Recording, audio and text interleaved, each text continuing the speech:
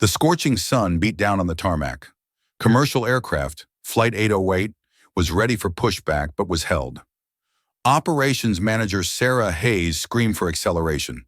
Lead mechanic Leo Vance, his hands stained with hydraulic fluid, demanded a stop, citing a non-standard auxiliary sensor reading. She dismissed his valid concern as risk magnification. The confrontation escalated quickly. Pointing toward the gate, her face scarlet, she spat, "You're fired. Get your cart and walk out." Leo dropped his heavy gloves, turned his back on the jet, and walked away. The distant whump-whump of heavy rotors began to sound. Leo Vance was the invisible backbone of Skylink's maintenance bay. A man built from the ground up, not from the boardroom down. His life was a precise, often painful calibration between the absolute demands of aviation safety and the quiet necessity of raising his 7-year-old daughter, Lily. He was a frontline aircraft mechanic, hardened by 2 decades of field experience, deeply respected by the rank and file, but entirely disconnected from the corporate politics that festered in the glass-walled offices above. He always put flight safety above schedule. He knew that paper policies could be bent, but the laws of aerodynamics in metal fatigue were brutal and absolute. For Leo, the only non-negotiable was the safety of the plane. His personal history was littered with near misses he'd personally averted, earning him a reputation among the pilots as the man who doesn't guess. They sought his sign-off not because the checklist demanded it, but because they trusted his hands more than their computers. He operated on a core principle, a mantra whispered across the floor: better a delay than a disaster. What Skylink management, and Sarah Hayes in particular, failed to grasp was that Leo's expertise was forged in a far more demanding environment than commercial air travel. For nearly 5 years in his earlier career, he had been a highly cleared technical consultant for a specialized branch of the Naval Air Systems Command. The kind of service where a malfunction meant not a flight delay, but a fatal crash during a highly sensitive operation.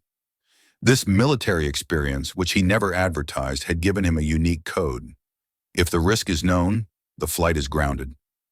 This code clashed violently with the culture driven by Sarah Hayes, the newly promoted operations manager. Sarah was a creature of spreadsheets under intense pressure from the CEO to meet Skylink's ruthless KPI targets. She was facing her own personal deadline, a quarterly bonus tied directly to on-time departures. Every minute of delay was a metric on her dashboard that screamed failure. For her, the potential for a catastrophic accident was an abstract, distant possibility, listed in a dense liability memo she hadn't read. The immediate, terrifying threat was a late departure time, which was visible, quantifiable, and destructive to her career. Her internal cultural message for the hangar floor was short, dangerous, and constantly reinforced. No fault light, no flight issue, get it moving. The hangar culture had been reduced to a simple, life-threatening principle. If it doesn't show an error on the primary display, it is cleared to fly. This morning, Leo was conducting the final walk-around on Flight 808, a Boeing 737 carrying 180 passengers to a major hub across the country. Everything green-lighted on the primary diagnostic console. The official, mandatory checklist was clean, sterile, and reassuring. But as his hand rested on the main landing gear assembly, a heavy load-bearing node, his intuition, honed over years of turning wrenches and tracking the quiet screams of metal fatigue, told him something was fundamentally wrong. He didn't rely on his gut alone. He ran a specialized secondary pulse test on the auxiliary hydraulic system, a redundancy designed for extreme conditions like rapid descent or emergency braking. This system was not monitored by any of the dashboard's main sensors, existing entirely outside the mandatory maintenance check. The main hydraulic system was functioning perfectly, but Leo's external military-grade digital sensor registered a faint, almost imperceptible pulse oscillation, a minute cyclical pressure drop of barely 3 psi in the backup fluid reservoir. The oscillation, though tiny, indicated a hidden internal vibration, a microfracture developing in the actuator's core housing. The reading was not nearly strong enough to trigger any primary fault warning. It was a ghost, a whisper of a problem only detectable by specialized non-standard equipment and deep field experience.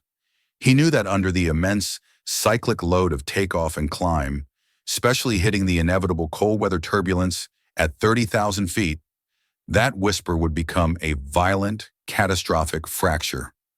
Leo immediately hit the large, luminous red hold button near the gate door. He grabbed his radio, his voice cutting through the pre-pushback chatter. Flight 808 is on hold.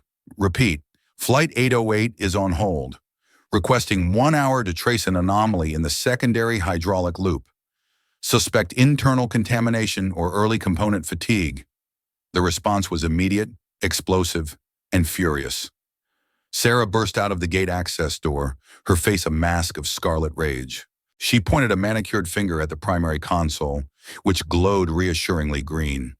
Vance, we are 5 minutes from pushback. The system is clear. The board is green. What phantom problem are you imagining now? Is this about the overtime denial last month? Leo walked over to face her, his massive oil-stained hands holding the specialized reader that contained the truth. Sarah, the reading is real. The auxiliary system is showing a low-frequency oscillation. It won't fail sitting here, but in high-load, cold weather conditions, this specific component will fracture. It is a catastrophic risk, a known failure point in this assembly model, and I cannot, in good faith or legally, sign the maintenance release. Sarah scoffed, looking deliberately at the assembled crew who were desperately trying to look busy. You are delaying a $300,000 flight and 180 people because of a hunch? Because of a reading that your specialized, non-standard tool is giving you? You are magnifying risk to compensate for your own insecurity, Leo. You are actively trying to sabotage my numbers. She saw her career slipping away with every passing second of delay. The culture here is fly if it's safe. It is safe. The computer says so. You are the only obstacle left on this tarmac. The argument escalated into a full-blown confrontation, witnessed by the entire ground crew, the baggage handlers, and even the 2 waiting pilots who had just been informed of the hold.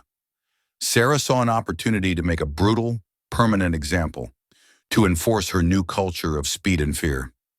She leveled her finger at him, pointing towards the distant perimeter fence.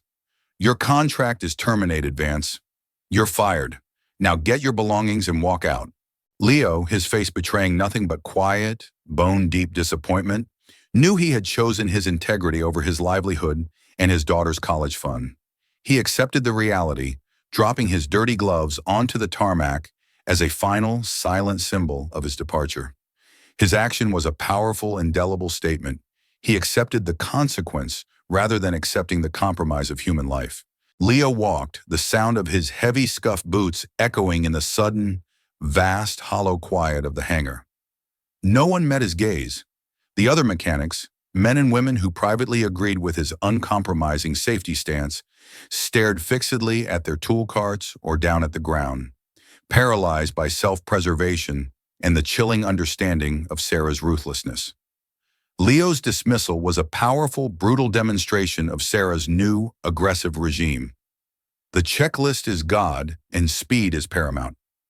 Outside the air traffic control, ATC tower, the tower manager, Mike Rivera, a veteran with 20 years of calm authority, watched the scene unfold with quiet dismay. He felt the cold tension that was now choking the flight line. Mike immediately logged the incident in the tower's private notes, a silent insurance policy against the predictable fallout. Sarah, her breathing ragged but adrenaline-fueled, immediately swung back into action, her victory tasting like ash and triumph. She barked orders to the foreman. Get one of the new guys, anyone, to sign the release. The plane is cleared for departure now. We have lost 17 minutes. Tell ATC we need a direct vector to make up ground speed. A young green engineer named Daniel hesitated, the signature pen hovering over the official release document. He knew Leo was one of the industry's best, an oracle of maintenance. Daniel whispered, his voice shaking, Ma'am, Vance said it was a phase offset oscillation. Shouldn't we at least run the standard fluid volume test on the auxiliary? Just to be sure? It's 30 seconds. Sarah's eyes, burning with a dangerous mix of fury and fear, pinned him to the spot. Are you magnifying risk, Daniel? Are you trying to join Vance outside the fence and explain to the CEO why you delayed 180 customers? You check the primary. The primary is green. Sign the paperwork and do not speak about Vance's hunches again. Daniel swallowed hard, signing the release with a trembling hand.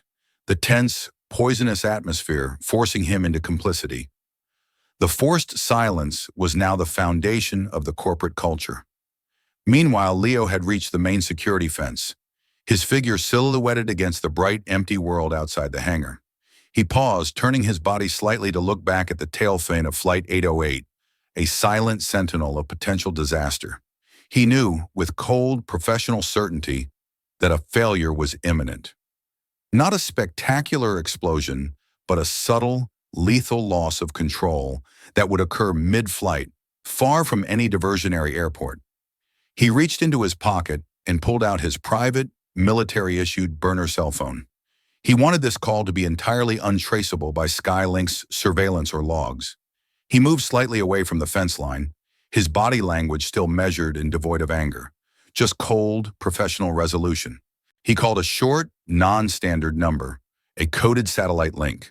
A crisp, authoritative voice, rough with the rank of command, answered instantly on the third ring. The voice belonged to Admiral Rexford, a contact Leo hadn't spoken to in 2 years, a man who ran a major branch of naval logistics and maintenance, and owed Leo his life from a near disaster during a covert field exercise years ago. "Status?" the Admiral's voice demanded. Leo spoke 4 sentences, his voice low, measured, and entirely devoid of personal complaint or emotion. His words were carefully chosen, a precise military code designed to bypass bureaucratic filters and trigger the highest level of emergency response. He wasn't calling a friend or a lawyer, he was activating a contingency. "This is Vance using the Omega-6 channel. Code Atlas 6 Delta activated. I am formally reporting on Flight 808, Skylink Sector Charlie. Specific component failure alert, auxiliary hydraulic actuator, phase offset oscillation. I was terminated for reporting, requesting external, immediate, non-civilian verification. This is not a drill. I repeat, this is not a drill." The connection clicked off. The entire call had lasted less than 20 seconds. There was no please, no thank you, and certainly no mention of being a single dad or needing his job back. Just the cold, hard military language of a man flagging an imminent system failure that, by the nature of the code used, carried the weight of a national security threat. The code Atlas 6 Delta was reserved for confirmed threats to large civilian assets that echoed known military failures. Back at the airport, everything continued as if the termination had fixed the problem. Flight 808 began to roll onto the taxiway.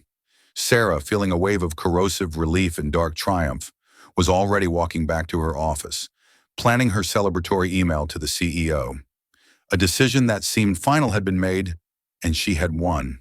Leo watched the plane begin its long roll. He was outside, unemployed, and alone. A man who had been publicly scorned and banished for doing the one thing he was hired to do. Guarantee safety. The corporate world had told him his moral compass was worthless and that numbers trumped lives.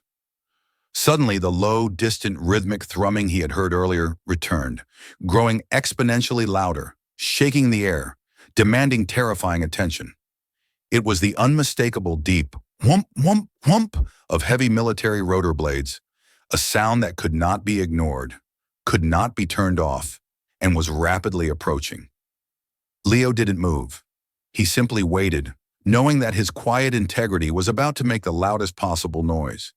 If you'd like to see how this moment unfolds, you're welcome to subscribe and continue with us. Twist 1: the sudden, terrifying interruption. The intense, rapidly approaching sound of the heavy rotors forced the entire airport to freeze. It wasn't the sound of typical police or medical choppers. This was the throbbing, authoritative sound of military hardware, fast and low, a sound of raw power that screamed priority. The sheer volume was shattering.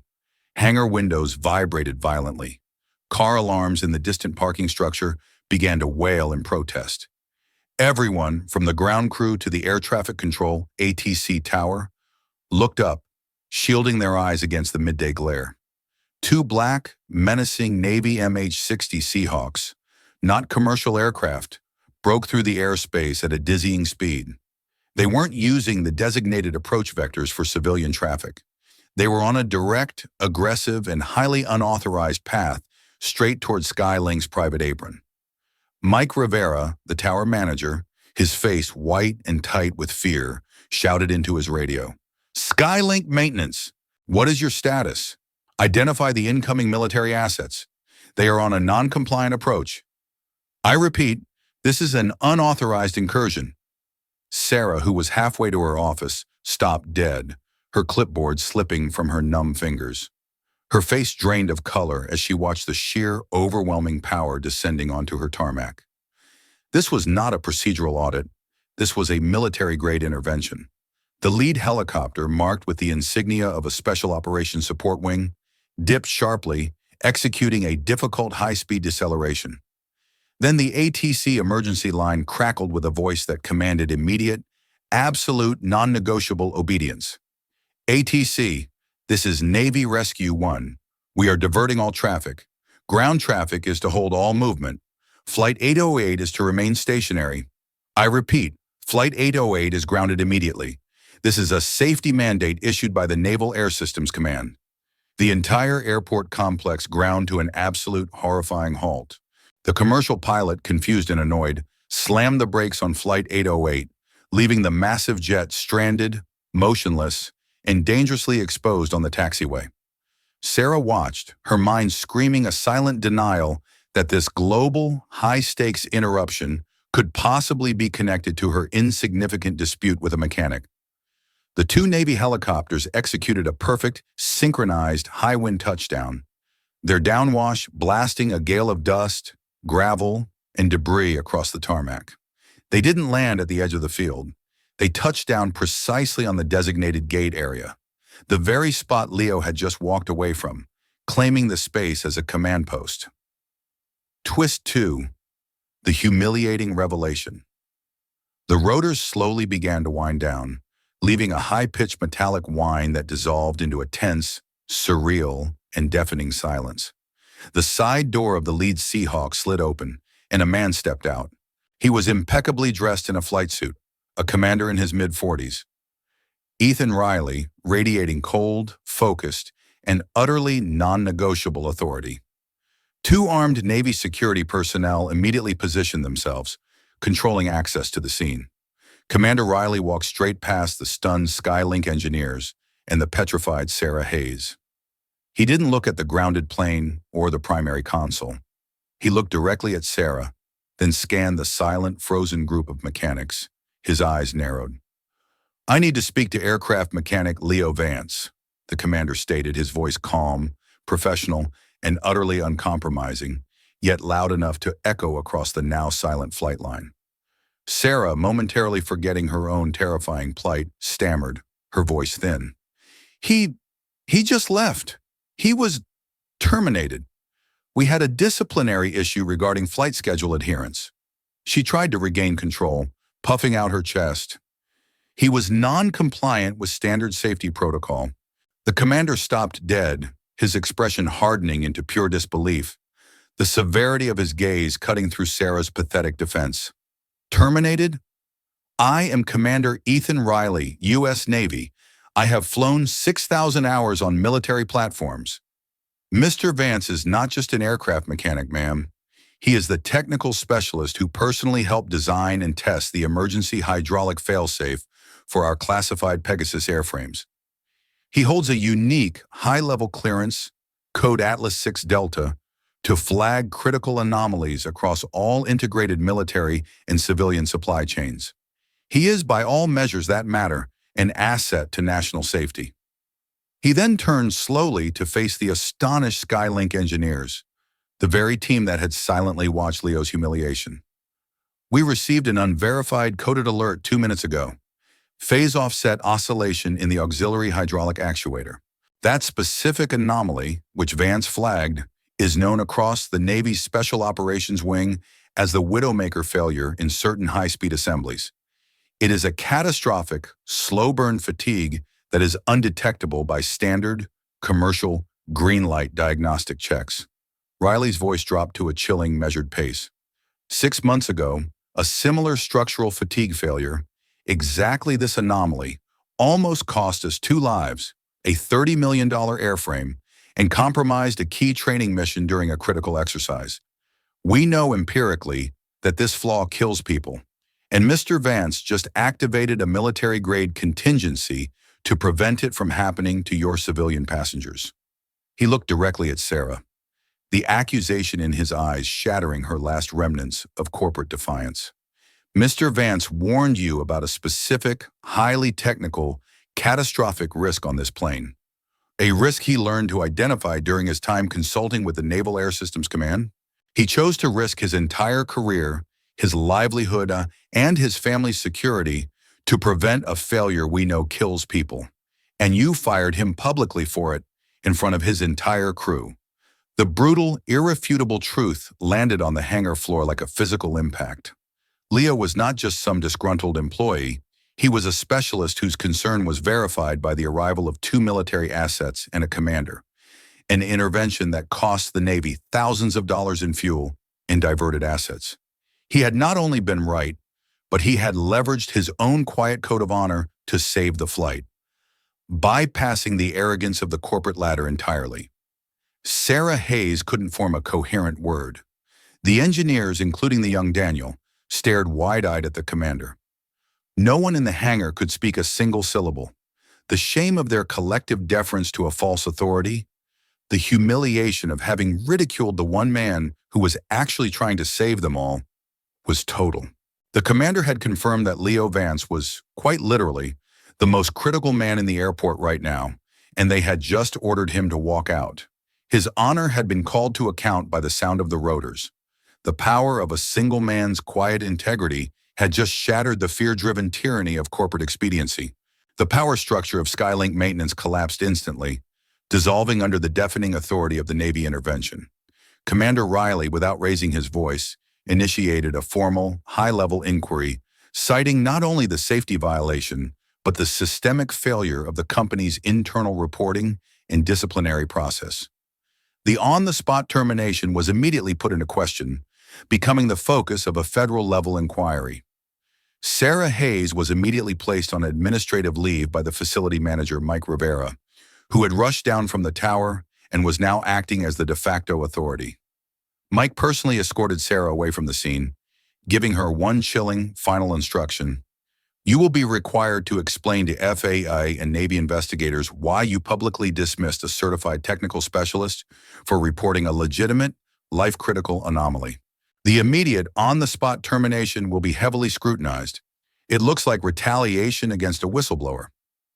The fear of lateness was now an irrelevant, pathetic footnote. The fear of manslaughter and corporate negligence had taken its place. No one mentioned being late anymore. The culture had died the moment the Seahawks touched down. Commander Riley, however, did not wait for the formal investigation to gather pace. He ordered the Skylink technical team to immediately recheck the auxiliary hydraulic actuator. Crucially, the Navy personnel oversaw the process, ensuring no corners were cut. The instructions were precise. Do not look at the green light on the console. Use your specialized resonance testing equipment. Check the housing integrity at the lowest load point. The atmosphere in the hangar was electric with terror, purpose, and dawning respect for Leo. David, the most senior engineer still present and the one who had silently watched Leo leave, approached the landing gear, his hands shaking but now focused. He followed the exact physical path Leo had taken, running a Navy-mandated high-frequency probe along the fluid manifold. The resulting diagnostic report printed out with terrifying clarity. Phase offset oscillation confirmed. Structural fatigue imminent. The small, silent flaw that Leo had identified, the whisper of metal fatigue, was now a confirmed screaming danger, captured on Skylink's own equipment. The report estimated the component was minutes, not hours, from a critical failure point under the extreme, prolonged stress of high-altitude flight. The risk was confirmed as 100% genuine. The flight was immediately and permanently scrubbed to ensure safety. All 180 passengers were deplaned and informed that the flight was canceled due to a critical, newly discovered maintenance issue. The airframes were marked AOG, aircraft on ground, for immediate, deep-level, supervised repair. The airport recorded a high-level safety incident, triggering mandatory reporting protocols to the FAA. No one, not Sarah, not the CEO, not the entire airline, would ever challenge that order. The Navy's presence guaranteed accountability.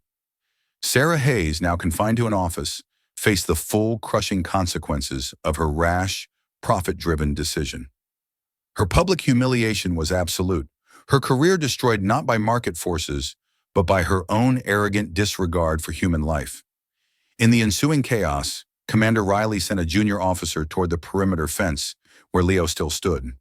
The officer approached Leo, who was calmly watching the maintenance team scramble, the scene confirming every fear he had. "Mr. Vance," the officer said, snapping a sharp salute, "Commander Riley requests your immediate return to the hangar as an expert technical consultant. Your findings have been officially corroborated. You saved 180 civilian lives, a multi-million-dollar asset, and potentially averted a catastrophic public relations and liability crisis for the Navy's reputation of working with civilian airframes. You are to be immediately reinstated, pending your terms." Leo simply nodded, accepting the total vindication without any visible sign of celebration or triumph. He had already paid his price. He walked back toward the hangar, no longer the fired employee, but the guest of honor of the United States Navy, returning on his own terms. Leo Vance walked back onto the tarmac, not in the triumphant manner of a victor, but with the quiet dignity of a professional returning to his code. He was immediately led to Commander Riley and Mike Rivera, the facility manager, who were already organizing the post-incident investigation alongside Navy liaisons. Mike, the facility manager, offered him his old job back on the spot, with a significant raise, a formal company apology, and a public retraction of the termination, all before the commander's imposing presence. Leo paused, shaking his head. "I appreciate the offer, Mike, but I won't accept the old role. Not yet. The problem wasn't the plane today. The problem was the culture and the system that allowed Sarah to fire me for reporting a verifiable truth. I will only return under entirely new structural terms." He laid down his non-negotiable condition, the true price of his integrity, demanding not money but power over negligence. "I will accept an independent, senior safety consultation contract, accountable directly to the FAA Safety Board." He required a documented, non-revocable clause which he formally named the Vance Protocol. "This grants me the explicit, unquestionable, and immediate authority to ground a flight when I detect a systemic anomaly, regardless of whether the primary checklist is green. My decision must be final and binding, pending a full, non-expedited engineering audit. No pressure from KPIs, no politics from management." The stakes were too high for Skylink to refuse. Mike, sobered and chastened by the Navy's overwhelming intervention and the sheer gravity of the near disaster, immediately agreed to the terms. The leadership had been forced to accept his terms, cementing a new, safety-first culture. Later that afternoon, Sarah Hayes, her career now hanging by a thread and facing legal review, approached Leo by the maintenance bay entrance. She was pale and subdued, stripped of all her aggressive managerial armor. She did not apologize in front of the engineers or the commander. She apologized privately, in a quiet, low voice, barely audible. "I was wrong, Leo. I was so worried about the flight board that I forgot what we're actually here to protect." He simply gave her a quiet nod. No anger, no words of blame or gloating. "The clock is always irrelevant when lives are on the line, Sarah. Always remember that." He watched as the two Navy helicopters, their mission complete, spooled up their massive rotors. The thunderous whump, whump, whump returned, louder and more majestic than before, symbolizing not danger, but the definitive return of honor and accountability to the tarmac.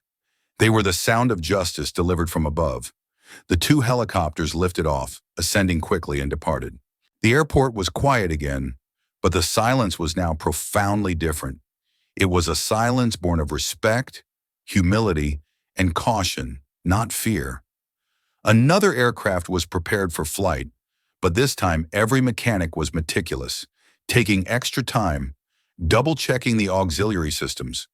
They had learned the Vance protocol before it was even written. Leo Vance, the man who left in disgrace, stood watching the flight line, already planning his first mandatory safety review.